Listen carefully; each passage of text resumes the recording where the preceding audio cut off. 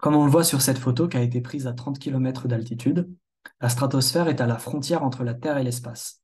C'est un endroit qui est intéressant pour placer un télescope parce que ça va lui permettre d'observer le ciel sans être gêné par l'atmosphère terrestre. Donc on a un télescope qui va observer l'espace, qu'on va placer dans une nacelle qui va être reliée à un ballon gonflé à l'hélium d'une centaine de mètres de diamètre qui va monter à une altitude de 30 à 40 km. À cette altitude, le ballon il va subir quelques perturbations liées au vent qui vont le faire osciller, comme on va le voir sur cette animation qui est à l'échelle.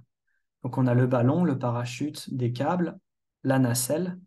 En rouge, on a la ligne de visée, c'est-à-dire le chemin que va parcourir la lumière pour arriver sur l'instrument optique en bleu, par l'intermédiaire d'un miroir représenté en blanc. Alors, quand on va avoir du vent, le système va se mettre à osciller de cette manière. Alors, on voit des oscillations un peu rapides au niveau de la nacelle et de la chaîne de vol, et des oscillations plus lentes au niveau du ballon.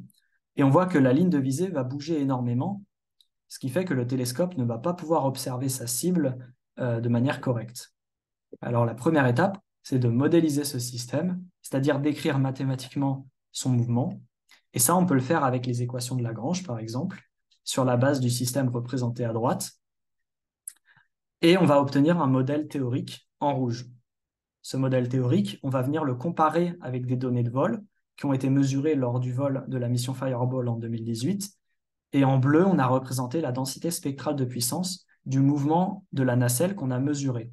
Et on voit que le modèle théorique colle assez bien avec ces données de vol, notamment au niveau des 4 résonances, qui sont en fait les fréquences naturelles d'oscillation du système.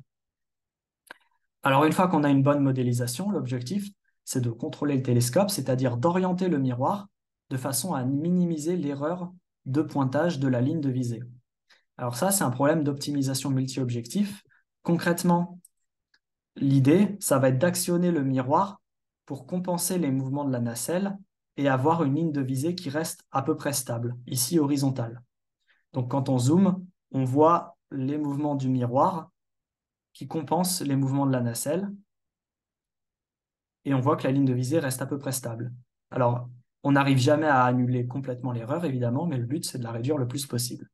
Sur cette animation, évidemment, les angles sont exagérés, mais si on simule le système, on voit que les angles de la nacelle sont à peu près de l'ordre du centième de degré et que grâce au miroir, on arrive à suivre les mêmes mouvements mais à l'opposé pour compenser ces oscillations et avoir une ligne de visée avec un mouvement d'à peine une seconde d'arc, c'est-à-dire 1 degré sur 3600, donc réduit d'un facteur 100.